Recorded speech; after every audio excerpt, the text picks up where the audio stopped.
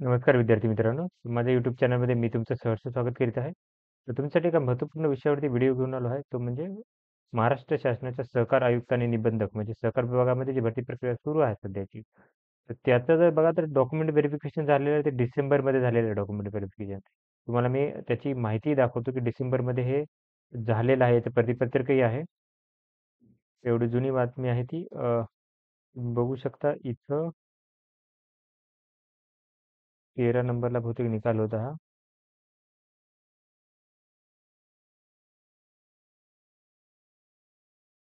एकच मिनिट. ते डिसेंबरमध्ये झालं होतं.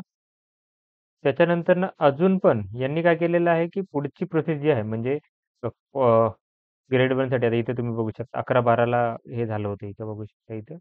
तर हे विद्यार्थ्यांना डॉक्युमेंट व्हेरिफिकेशनसाठी या विद्यार्थ्यांना बोलावलं होतं यांनी. वेगवेगळ्या याच्या विभागानुसार काय केलं होतं, की यांनी बोलावलं होतं. तर त्याच्यानंतर यांनी काय केलं, की कुठलीच प्रोसेस त्यांच्या मार्फत काय केली, की केली गेलेली नाही.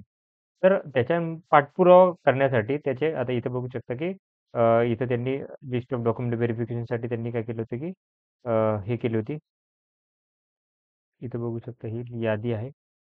हेच सगळ्यात शेवटची यादी आहे. ओके. ज्याचं डॉक्युमेंट व्हेरिफिकेशन कधी आहे विद्यार्थ्यांचं, तर 26 तारखेला, 27 तारखेला, 28 तारखेला आणि 29 तारखेला.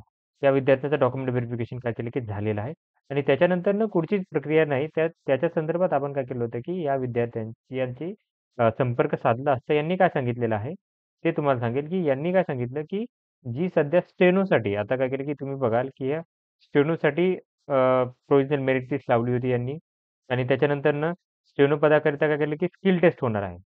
आणि त्या स्किल टेस्ट झाल्यानंतरनं आता त्यांची अजून स्किल टेस्टसाठी फक्त माहितीच मागवलेली आहे.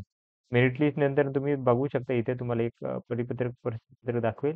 त्याच्यामध्ये त्यांनी फक्त माहिती मागवलेली आहे. ऑनलाईन लिंक ओपन करून दिली होती आणि काय केली होती, की त्याच्यामध्ये त्यांना जो डेटा होता तो भरायचा होता. ती जी स्किल टेस्ट आहे ती अजून पण हे काय म्हणतात ते झालेली नाहीये. तर त्यामुळे आपण काय करत आहोत, की त्यांनी काय केलं, की हा जो निकाल आहे तो थांबवलेला. सगळ्याच पदाचा. त्यांचं असं म्हणणं आहे, की ही जाहिरात एकच आहे. तर एकच जाहिरात आहे, तर निकालही एक सगळ्या पदांकरिता सोबतच लावू, असं त्यांचं म्हणणं आहे. तर त्यांनी हे म्हणणं फोनवर सांगितलेलं आहे. त्यामुळे हा निकाल काय केला, की यांनी थांबवलेला आहे. ओके.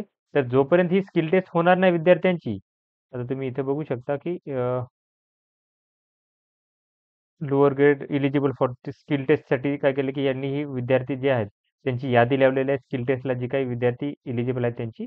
आता याच्यानंतर स्किल टेस्ट कधी होईल आणि त्याच्यानंतरनं काय करतील, की ते निकाल लावतील. तर या गोष्टीला वेळ लागणार आहे. तर ही माहिती होती. तर अशाच महत्त्वपूर्ण अपडेटसाठी माझ्या चॅनलला सबस्क्राईब करा, व्हिडिओ लाईक करा आणि इन्फॉर्मेशन मित्रांसोबत शेअर करा. धन्यवाद.